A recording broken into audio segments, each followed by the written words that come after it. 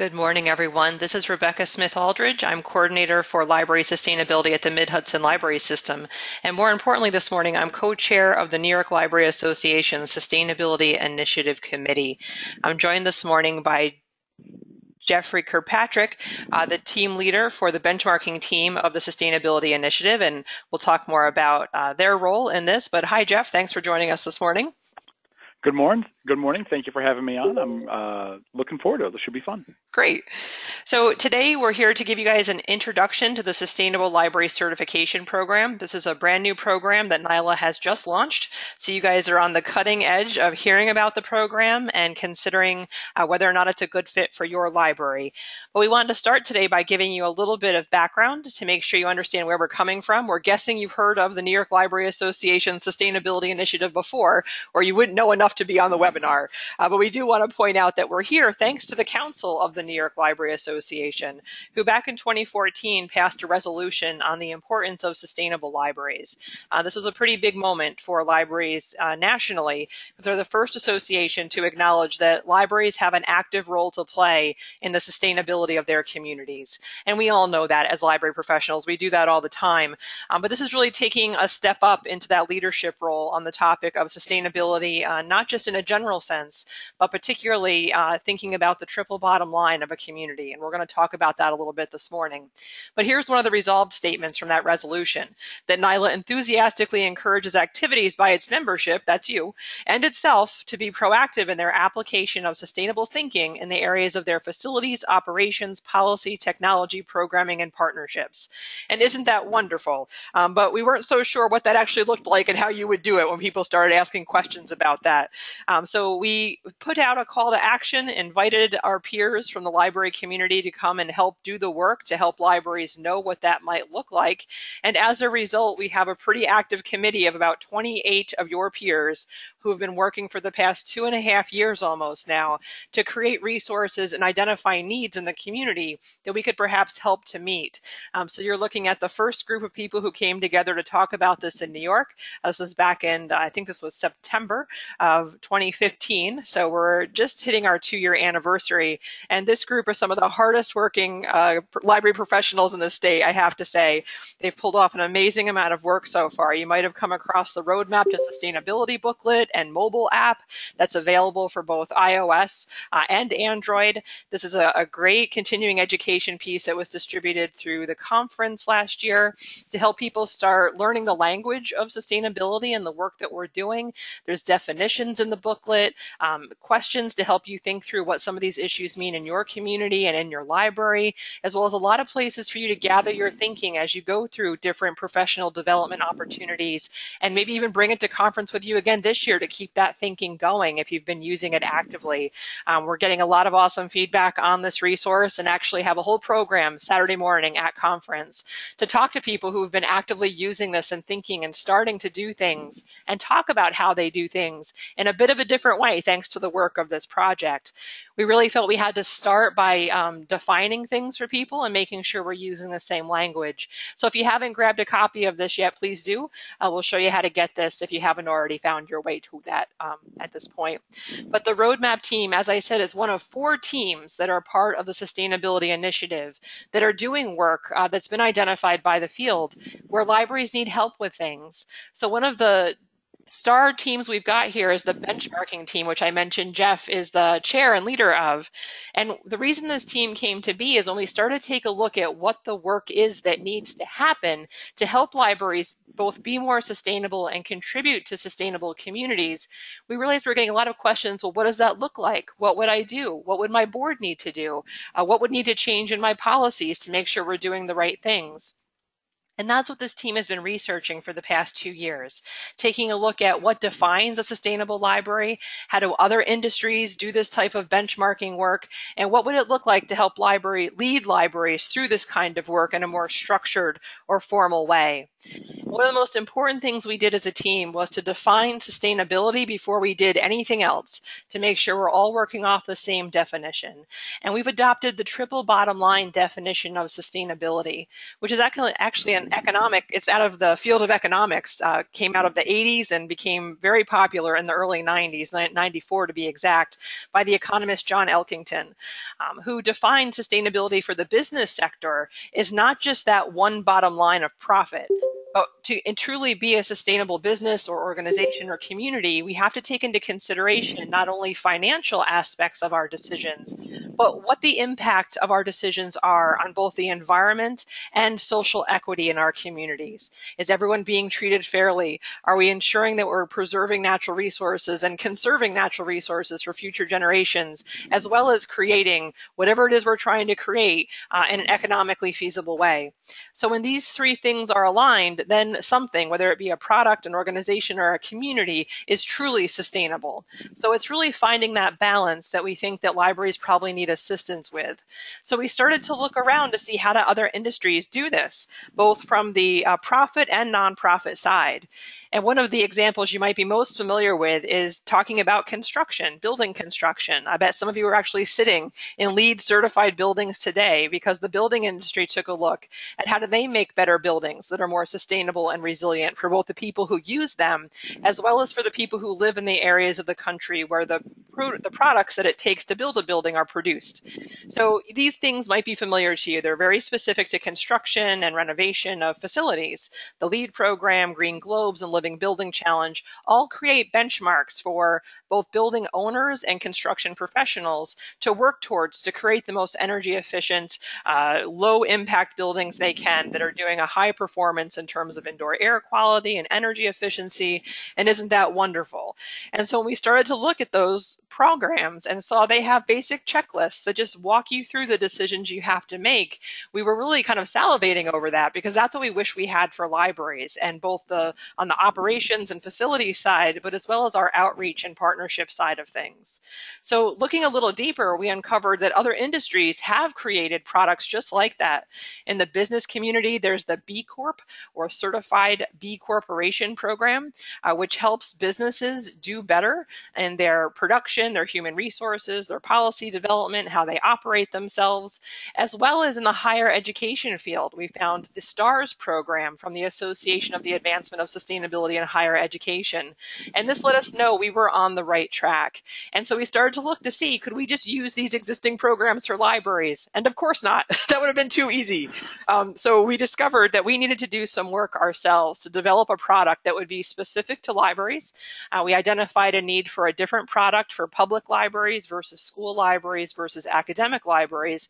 And what we're unrolling and unveiling here this year is the public library product. Given that's the largest sector of libraries in New York State, we thought we'd go big first.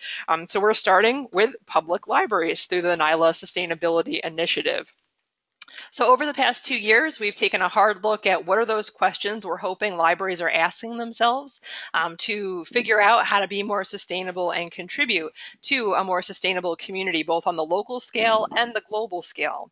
And what we've developed is a way to become certified as a sustainable library. The program we're going to share with you today provides the tools and expertise to both create and realize sustainability goals for your organization, both on the operational sides of things, kind of back of house operations of your library, as well as the forward-facing services and programs that we work on as libraries in terms of collaborations, partnerships, and programs. So we're going to take you step by step through those tools, and we want to make sure you know that if you're signing up for the program, there's expertise at your beck and call to help you with all the things that we're going to show you here today. We've partnered with the Green Business Partnership, which is currently centered in Westchester County, on a lot of the environmental things we'll talk about today. And then the Sustainability Initiative co-creators themselves are going to be serving as the expertise on the policy and activity ends of things for the very library-specific items we'll talk about today. So as we mentioned, this is for public libraries only at this point, but we are actively working on a product for both school and academic libraries as well, which is pretty interesting. So definitely stay tuned for more on the school and academic side of things.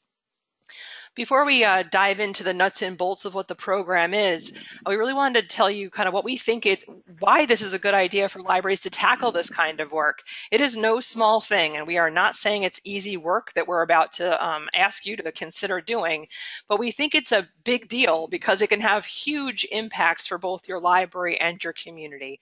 We think it can help raise your visibility as a community leader on a variety of topics, but most specifically the sustainability of your community.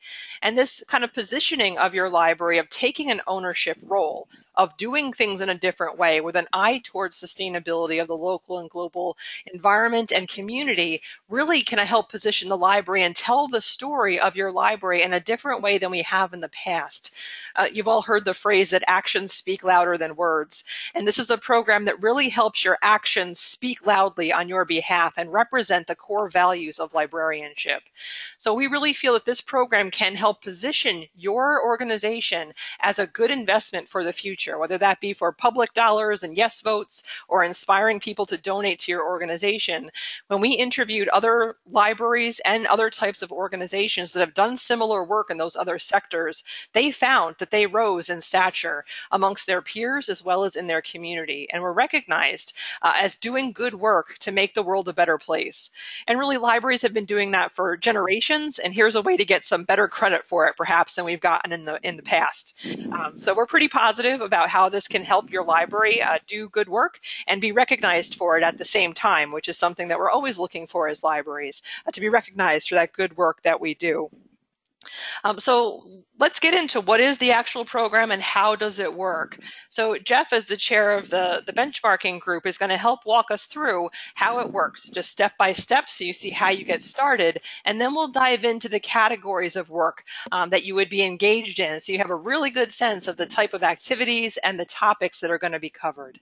So Jeff, if you don't mind, we'd love you to take it away at this point. Great. Thanks, Rebecca. So obviously, let's dig in on this a little bit. So the first step is you have to join up, right? Prices to the membership tiers are based on the number of employees in the organization. The first year, the price is higher with a lower annual renewal cost after that. We are able to offer a grant-based reduction on the cost in 2017, which is pretty exciting for us. And in 2018, the prices will go up as that grant comes to a close. Our concept is to create a community of like-minded libraries and promote a community of sustainable thinking, right? So we have an application on the NYLA website, and we are ready. Just go sign up right now. You're sitting there at your computer. It's time to go. So how does it actually work? So what would happen next? So you signed up. What's next? The program offers a lot of resources to guide you through the process. Your welcome kit will include a detailed overview as well as step-by-step help along the way. As you can see here, we have lots of tools that include action items, methods for measuring greenhouse gas emissions, as well as sample surveys for the staff and board members to get started. And I got through that whole slide without saying the term benchmarks because I've been living benchmarks for the past 2 years. So we are really excited. But I don't want you to think that it is not our intention to cast anybody adrift on this, right? Your membership fees include direct support from technical experts, also lots of meetings, so many meetings if you want them and if you need them. We designed a process to be able to be completed online, but we're open to helping in any way that we can. And we know sometimes in-person meeting is better, and we are definitely making that available. But we were able to complete most of our process online, and that's just another way for us to be sustainable. As the community of libraries participating in the program increases, we are seeking to foster the cross-pollination of ideas among participants.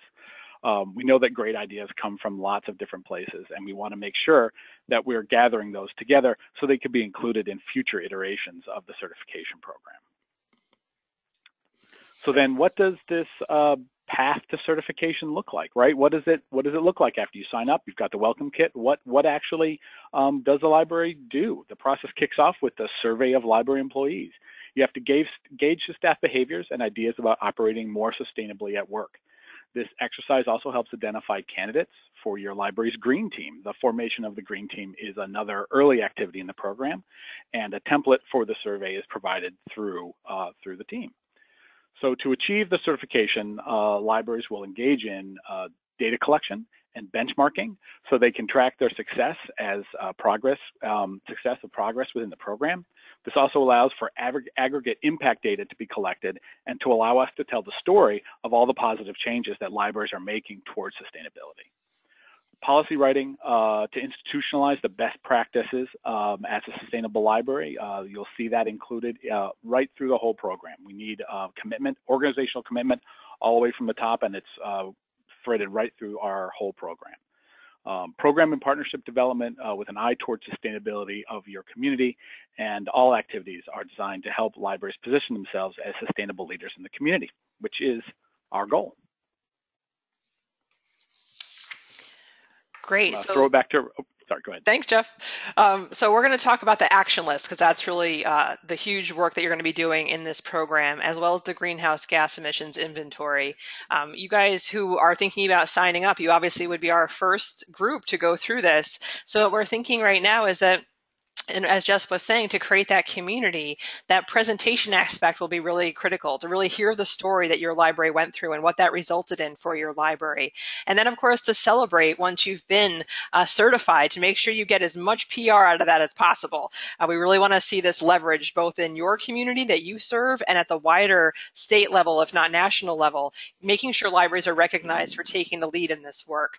And trust me, it is work. As an organization, I sit here at the Mid-Hudson Library System, and we're starting to tackle the action list. We understand that it's work, but we were also really pleased to see we'd already done many of the things on the action list, and the lift was not as heavy as we first guessed. So let's get you a preview of what the work looks like. What we've done is broken this into 12 categories of work. Some of these are very focused on the environment. As we go down the list, you're going to see much more custom work for libraries specifically. So we're going to walk through each of the 12 categories to give you an idea of what kind of stuff we're talking about and what the specific deliverables would be in each of the categories in order to earn your certification.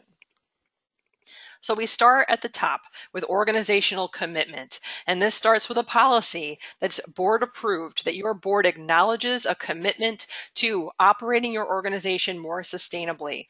So this is really, as described here, as the cornerstone of the program. It means at the top level, we're buying into this, and this is now going to be embedded and infused throughout your organization. This is kind of the green light to get going on the rest of the work of the program, because that won't always involve your board.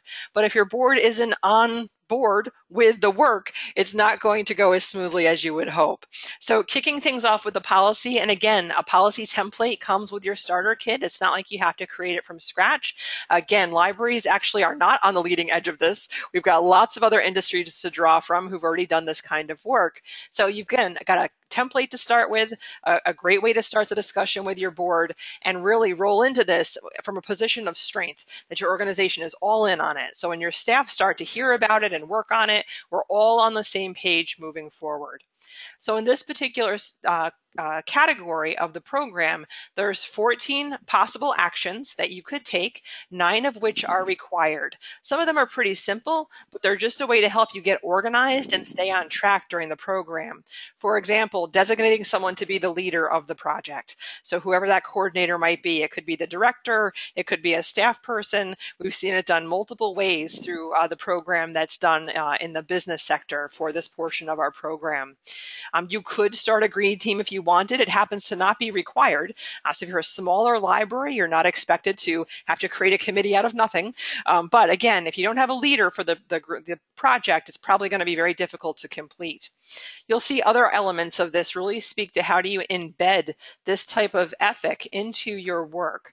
So taking a look at what does your training look like when someone is new in your organization? Do they actually know where the recycle bins are, or that they have to turn off their computers at the end of the day? How do you make it something that's institutionalized, that we do it right here when it comes to sustainability? We're actually seeing libraries that are embedding this into job descriptions and their evaluations to make sure the whole team is going in the same direction on the topic of sustainability. If you happen to not own your own building, we know that is an issue for some libraries. There are points to earn that acknowledge that situation. So it doesn't matter if you own your building or not, you're still able to participate in the program. And there's a big component here of celebrating your successes. So acknowledging that the organization is trying to do things better, to do things differently, it not only creates that air of celebration and approval in your organization, it's another opportunity to leverage the work that you're doing and become visible in your community for doing the right thing. The second category is related to energy, which is what most people think of when they think of going green, is reducing energy consumption. And for a good reason, this is probably one of the largest categories to earn points in through the program. You'll see here there's 40 actions, 19 of which are required. So you'll see here related to things like having an energy audit done. Jeff mentioned the word benchmarks before. We've got to benchmark where you are currently, so as you start doing all the other cool things that are part of the program, you can actually measure if they're having a difference or not. I have to tell you, when we did this type of work here at Mid-Hudson, that was one of the coolest days of my career, is when our group came up with the idea to do some different things like replace our lighting, start shutting off things at the end of the day. And within 2 months, we were able to reduce our energy consumption by 13%. That was really motivating to the staff to keep going with work like this. So in this early portion of the programming, benchmarking your data will be important. And there's a great tool that comes with the program that helps you track that data and to gather it, and actually a whole dashboard tool comes with this that will help you do the calculations, that you can just grab these beautiful charts that are made for you in Excel and pop them into your annual report to the community. It's very well designed in terms of helping you tell the story of the work that you're doing. So a work like an energy audit helps you do the same thing, inviting a professional in to assess your facility and point out where the opportunities are to reduce your energy consumption, possibly in the areas of lighting, heating and cooling, what appliances you have in the library. Some of the work will also help you set up success for the future, to make sure when it's time to buy new items that are energy consumers, that you're buying things that are Energy Star rated. Doesn't necessarily cost any more to do so, but you have to deliberately make good choices in the future as well. So these actions that are listed here, this is just a sampling of the areas in which you would be making choices and doing things possibly differently, or maybe you've already been doing them and can catalog them through this process. This section, as you see at the top, also has a policy component. This can be handled as a separate policy or rolled into that operational commitment environmental policy if you would like. Just a tip here from the Mid-Hudson Library System, we're taking all of the policy components of this and making it into one policy. Instead of having several that has to go through board approval, we're combining it into one piece. So when you see policy, it doesn't have to be all separate. They could be put into one big policy to make your life a little easier. The next section is one of 2 material management sections. This one is on waste and recycling. So you'll see again another policy component that sets the tone that in your organization, this is the way you do things. Again, you're making the commitment there. You're not writing the policy and procedure, just the policy component here. There's 39 actions, 18 required. If you ever talk to Jill Davis, who's the director of the Hendrick Hudson Free Library, which was the first library in the state to be certified under the environmental component of this program, you'll hear some excellent stories from her about the waste audit. There actually is a recording of this story on our website we'll point out to you later. But doing a waste audit, how much are you currently throwing out versus recycling? And can you improve that ratio? Making sure you're disposing of other items in your organization properly so they're not polluting somebody else's neighborhood when they get carted off from your property. So things like toner cartridges, your electronics, batteries, CDs, all sorts of things that if you don't think it through, once they go into the waste stream, they can wreak havoc on ecosystems in other people's neighborhoods. So taking a look at how much paper and office supplies you're using and whether or not those items are made from post-consumer recycled materials. Again, the excellent work of our business office here at Mid-Hudson has revealed that we can buy much more environmentally sensitive products that don't cost any more than we're currently paying. But if we never asked that question, we wouldn't have known. And that's a lot of what this program can do for you, is help you ask those questions that you've always kind of thought there might be a better way, but this is a guided way forward to help you ask the questions and do better on behalf of the community that you serve and the wider community of the planet Earth. If you have a kitchen, there's lots of points to earn for kitchen procedures and how you run things in your kitchen, and for hospitality, for the meetings and small events that you run for the community. You know, thinking about the kinds of paper products that you use and the food that you're serving and the coffee that you serve. Again, it creates a systematic way for you to think through all those decisions that you make and gives you an opportunity to possibly make a better decision on behalf of your community. In this area, you're also going to be entering some more information into that greenhouse emissions tool that we mentioned that will later spit out some excellent graphics for you to use on the process and progress that you're making through this program. The next one is the second material management category, which is related to purchasing. So again, another policy element kicks off this one, making sure that you are institutionalized a green purchasing policy. And this is one that people will often balk at, but we think it's important to keep in mind that triple bottom line definition that we mentioned early on in this presentation. What we're looking for is balance. We're looking for the balance of how much something costs, what its impact is on the environment, both in terms of when it is produced and when it is disposed of, the whole life cycle of that product, to make sure that nobody is being unfairly treated or environment is being harmed by the choices we're making to fill our supply closets in our libraries. So green purchasing policy, again, a template is provided. You don't have to create that one from scratch. Definitely have a place to start, and you can edit that as best fits your organization's needs. In this category, you see we've got 38 actions, 12 are required. Some are related to purchasing and how you do purchasing to make sure you're not buying more than you need, which we've discovered is a problem in a lot of our member libraries, that too many people are allowed to buy stuff for programs and they're buying duplicates, or they have an awful large backlog of pom-poms for craft supplies or something like that. So to centralize purchasing, to streamline it, the person who's doing purchasing is getting educated on making good environmental choices when they have the catalog in front of them to choose the paper or the pens. Stationery and office supplies, very similar to the last category we talked about, but making sure we're buying things that, again, are coming from responsibly managed resources. So a good example of that is paper, making sure the paper that you buy is coming from forests that are managed responsibly. So you'll learn phrases like FSC certified paper. You'll learn things about office supply chains and where office supply creation is coming from and how to make better decisions there. This area also talks about food, beverage, and catering, the hospitality that we do in libraries. Since libraries do so much programming, we're often quite kind to our people that come in and provide refreshments when they're coming through the door. And let's make sure we're doing our best by them when it comes to where that food comes from and, again, how it's disposed of. This section also addresses what you're purchasing to help clean your building.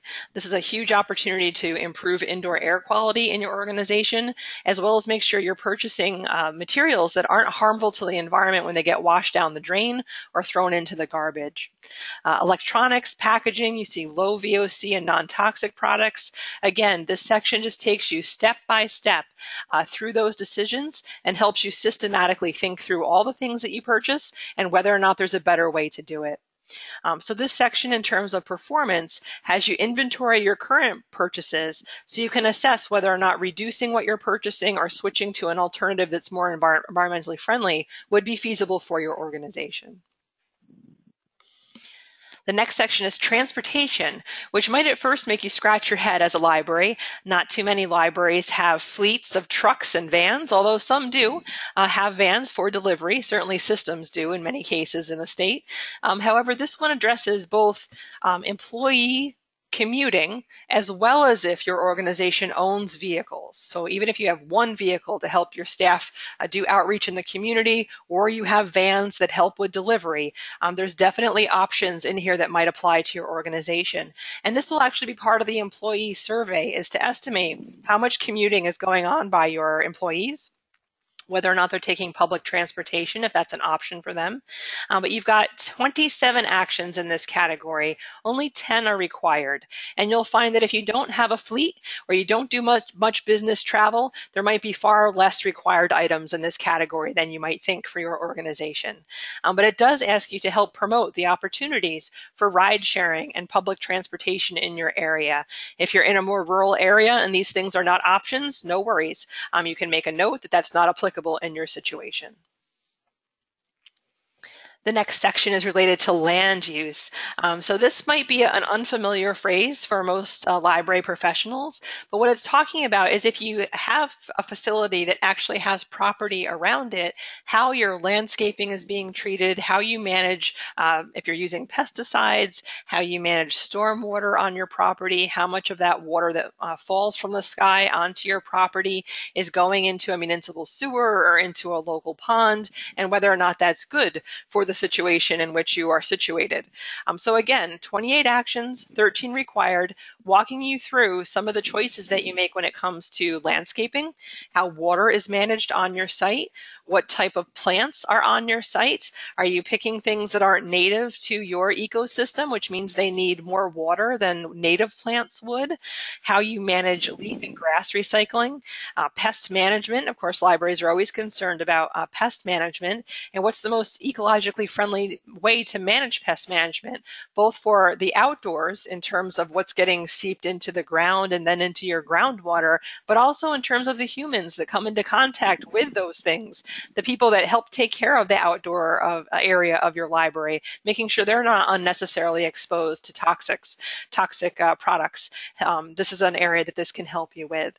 There's also even a bit there about community-supported agriculture and whether or not we are able to help with that, either by providing land to help people plant more stuff, whether that be flowers or food, or to help bring that in and expose the people that we work with, whether it be our workers or our patrons, to make sure they have access to fresh fruits and vegetables, which is something that some areas in New York State are actually struggling with right now. And the library can be a real destination and facilitator of access to healthy and fresh fruits and vegetables. Our next section is related to water. Again, another policy element here on water reduction and conservation. Libraries traditionally are not huge consumers of water, so this one might be not a huge issue for you. But again, this helps tighten up your operations, make sure you're doing things and watching for things to make sure there's not unnecessarily wasted water. So from doing a water audit to figure out how much water you are using, to make sure your fixtures are either low flow or leak-free, either in your bathrooms and your kitchens, thinking about how much water gets used for cleaning and for running the mechanical systems of your facility.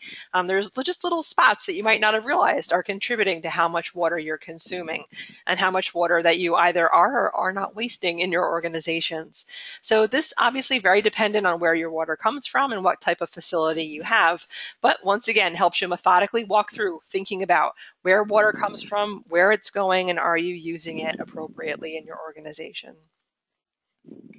So those are the first set of categories in the list. Those are all very specific to environmental issues.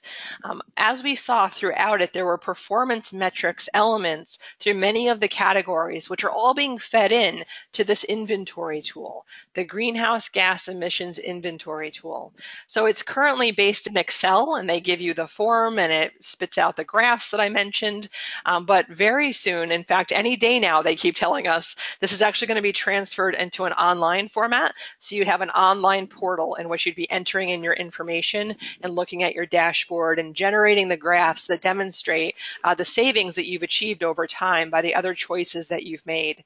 But you'll start out with the emissions inventory tool by doing a little retrospective look back to benchmark your current usage of energy, waste, water, refrigerants, and green purchasing, so that as you make the changes in your organization through this program, you can measure that change over time, which is why this program, if you were to stay a member, will extend the membership fee so you still have access to that data and can add to it over time to demonstrate to the community what good choices that you've made and the impact that you're having on the community by reducing the amount of waste produced or increasing how much you're recycling or how much energy you saved over time by making better choices in your organization. So the next section really flips into the custom work that the Sustainability Initiative has done on behalf of this program. So Jeff, as the leader of that group and the person who's most familiar with this, I'd be happy if you take over this section. Absolutely, thank you.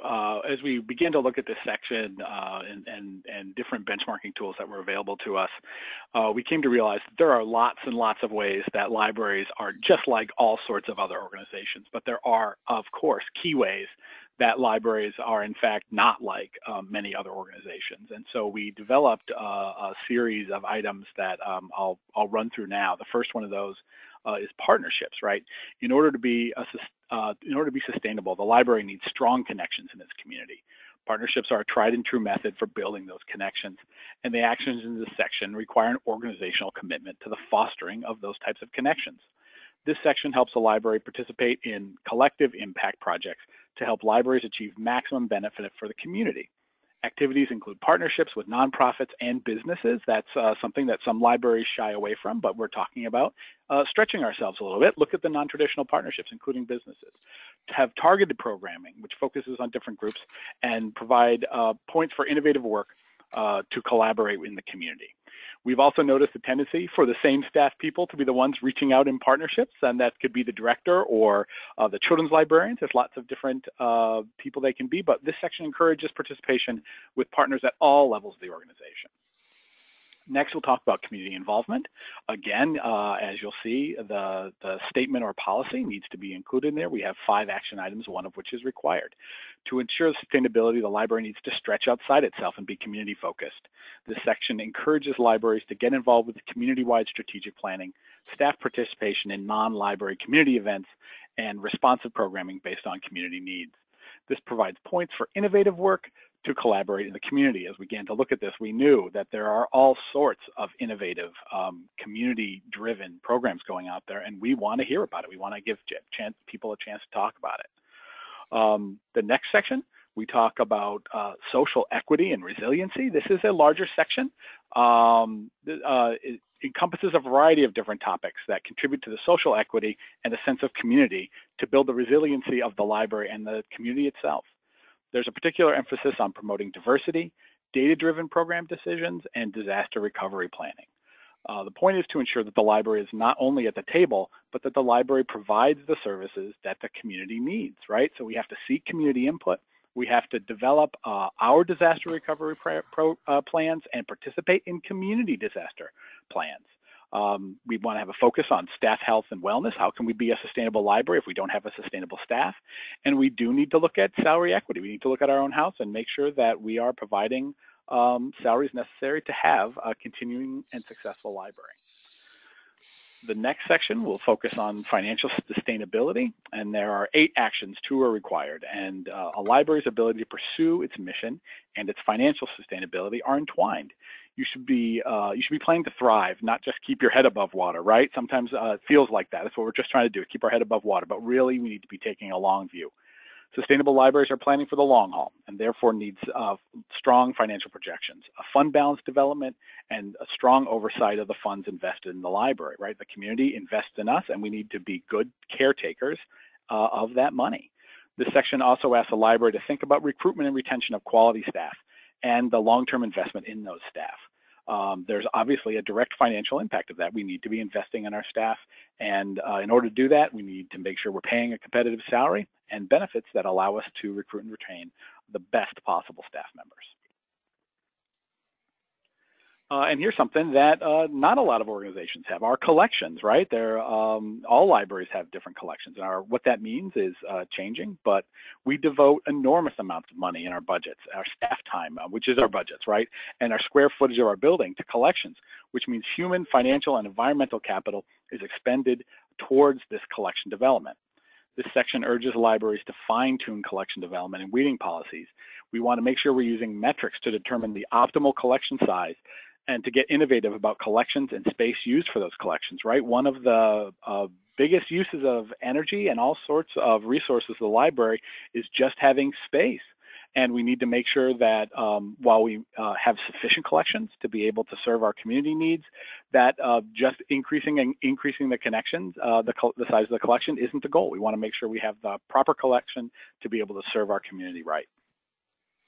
I'm going to kick it back to Rebekkah to talk about the wrap up of the project. Thanks, Jeff. Nice job. So that was a lot all at once, but we think what we try to do there is give you a sense of the areas of work and the type of activities you'd be engaged in. Hopefully you heard a few things that you're like, oh, we do that already. So you would know that you could check off some stuff right away. And that's actually the tactic that we took here at Mid-Hudson, was to run through the whole list first, take a look at what we were already doing, and then rank the stuff that we knew we had to do but hadn't quite gotten to yet, of how much energy and effort it was going to take us, and estimate how much time it's going to take us. So it was interesting. Once we broke it down like that, the path became very clear of what we would work on and how we would work through the program. We will share that Jill, the Hendrick Hudson Free Library, which is a medium-sized library, I would say, for New York State, it took her about 11 months to work through the environmental portion of this program. And so no word yet on how long it will take for the other 5 custom categories, but we will announce that the Saratoga Springs Public Library is our first organization to sign up for the program. So hopefully we'll have some data to share with you from them. We have 2 libraries signed up for the program already, and we're really excited about that. So hopefully one of them, if not one of you, will be the first to do a presentation on the completeness of your work and the experience that you have through this. So this is a component of the certification program that will ask you to do a presentation to share with your peers and colleagues around the state what this work was like for you, and what kinds of things you ended up taking a deeper dive into, and what changes you made in your organization, and what the results of those changes were, to really demonstrate to libraries of all sizes this is work that A, is doable, and B, can make the difference for both your bottom line of your budget, but also to prepare your library for the future, to put it into a stronger position, to position yourself to inspire investment from your public, which is really something all libraries and library boards are concerned about. So we feel this can really help you touch on a number of things your community is looking for, to see you as a good steward of their money and their trust, to solidify the foundation for the future so you have a solid place to grow from for the future, as well as to catch the attention and hopefully the imagination of the people that you serve when they see that you're thinking about their long-term future, not just the library's long-term future and the library's bottom line, but making sure they understand that we are a caring organization, and that we've embedded that care that we have for the people that we serve, not just through the programs and services that we produce as educators, but through every decision we're making. We have that caring sensibility coming through in all that we do. So that presentation could be done either online, or if you're going to come to the NYLA conference, it'd be pretty exciting to have you do that presentation there. So we're going to be saving room for people who have ready to go next November and do those presentations at the conference itself. So we wanted to open up the floor for questions, and we think a program like this is something that's, again, the first time we're trying this, and the fact is nobody has ever tried something like this in the library profession. So we appreciate that you're here today to hear what we're trying to do, and we welcome the questions that you may have. You're welcome to put those in the chat box, or I can unmute everyone, and you can ask your questions in with your voice. So let's see here.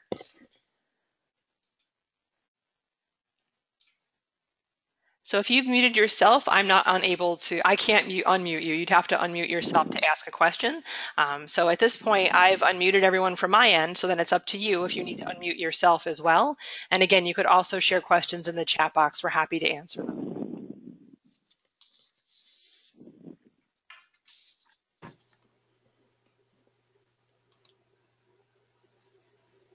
It may also be that our explanation was just so complete. What are the chances of that?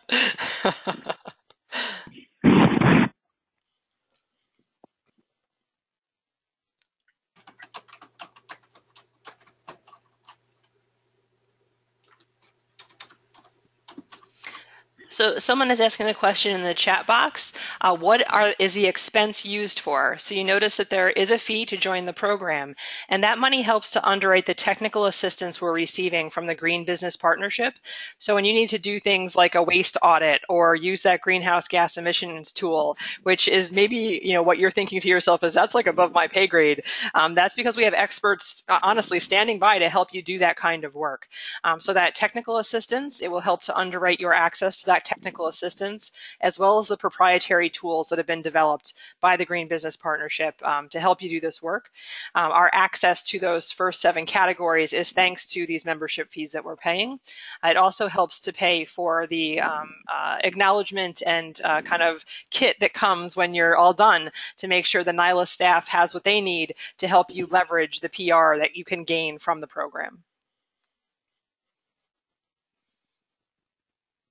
Rebekkah, we have a question here in the chat box about when is the payment due, and could we make the payment this year and then take 2018-19 to work through the process? Yep, the payment is due at time of registration, and we do encourage you, if you're going to do it, get in before the end of the year to get the reduced pricing, and then absolutely, you can do the work at your own pace. There's no deadline. You're working on your own timeline after that.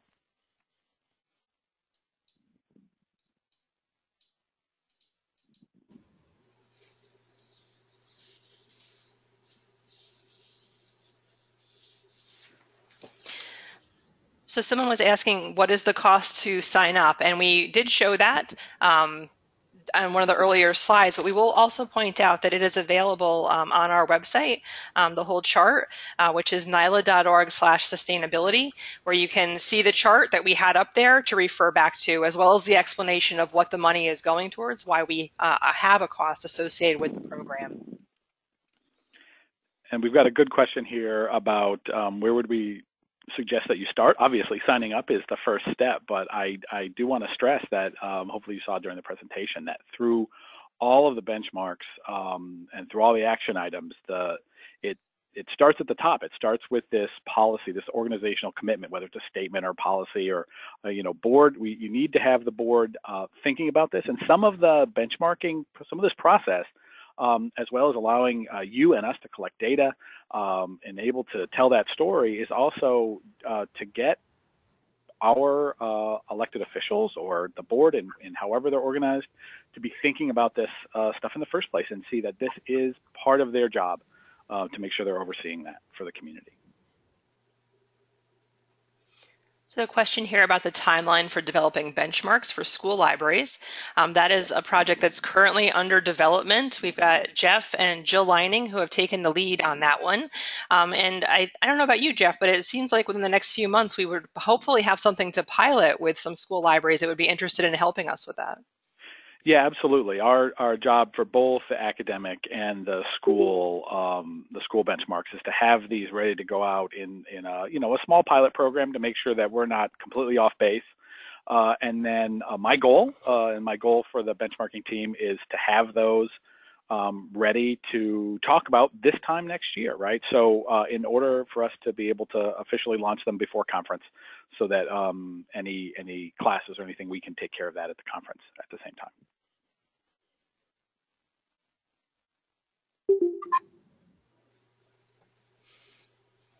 Hey, Jeff, well, correct me if I'm wrong, but I don't see any other questions coming in. However, we wanted to point out that we've created answers to frequently asked questions, some of which did get asked here today and some which did not. And that is available on the website at nyla.org/sustainability. You'll see a whole page there devoted to the Sustainable Library Certification Program. On that site, you'll also find the membership terms and the registration form, as well as our email address in case you think of anything after today that you would like to ask us. We're happy to answer any questions you might have. Oh, here comes another question. So the question is, can you talk a little bit about the reoccurring cost of recertification annually? The frequency and cost is making me nervous. So the initial fee that you pay is what helps us get the access for you to the proprietary tools and technical assistance. If you then, after certification, choose to continue to pay in, which is the rate after that is half of the fee that you paid to start, that then gives you long-term access to the greenhouse gas emissions tool, which means that thereafter you can be entering your data in to get longitudinal data about the impact that you're having in terms of reducing the amount of greenhouse gas emissions your library is producing. So, for example, the Hendrick Hudson Free Library, and Jeff, help me if I've got this wrong, I believe Jill was certified last year, and she is continuing to pay for at least the next 2 years, she said, if not longer, because a lot of the things and choices they've made are ongoing or are being phased in. So she wants to see long term over the next, say, 5 years after she's been certified, how good of a job they've done as an organization in reducing their greenhouse gas emissions. If after you're certified, you want to be done with it and you don't care if the choices you made actually had an impact, you could let go of it all or find your own way to track that information. Right, but it's definitely not a recertification every year. The certification, by completing the process, you become certified as a sustainable library within NYLA, and then beyond that, it's your participation is what you want it to be. Certainly, we are expecting future iterations of this, and we're launching this out for the first time, and we will be doing some heavy work as the libraries start to come in. We already did that as part of a pilot project for our custom benchmarks, and we'll be looking at the whole project, and that will be ongoing. 4 years or something. I think listed that you can use your own timeline. Oh, we have another question of how many people would you recommend helping on this project in a small library? That's an excellent question, Deanna. We have to say, since we haven't had anyone go all the way through it, we're not 100% sure. But again, we use Jill at Hendrick Hudson as kind of our case study. And as I mentioned, she has a medium, if not smaller library. In Westchester, I would say she's definitely considered a smaller library, but for most of upstate, she'd be considered a medium-sized library. And Jeff, what I've picked up over the years is she really had two main people working on it. Two people in the lead, herself and a person working in her business office, but that, different staff cycled in at different times to help out with various aspects of it. But it definitely seemed like two core people were in the lead on it.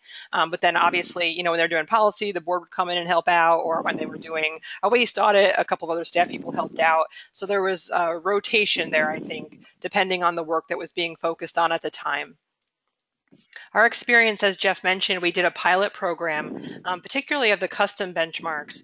And I think it's notable that we had people participate in the pilot from libraries as I think our smallest library served a population of 5,000, the Mechanicville Library District. And the largest library was Queens, which serves 2.3 million people and has probably more branches than any other system in the state in terms of a single source library. So it did scale well. It was not really about the size of the library. The decisions that people were making are pretty much standard across all size libraries from our experience. They have a sustainability officer, and that is just amazing to me. It's pretty cool. Yeah, it's great. Yeah. All right, guys, well, we're going to wrap things up. We'd just like to thank you so much for joining us this morning. We hope we gave you a better idea of what the program is all about and what's involved. We're obviously very excited to talk to you if you'd like to go a little further with your information gathering before making a decision. And again, if you're ready to go, the registration form is open, as are the membership terms, conditions, and agreement document that we'll ask you to sign off on before you begin. Again, thank you so much for joining us this morning. And Jeff, thanks for making time to be here this morning as well. Thank you, Rebecca. It was great. I appreciate it.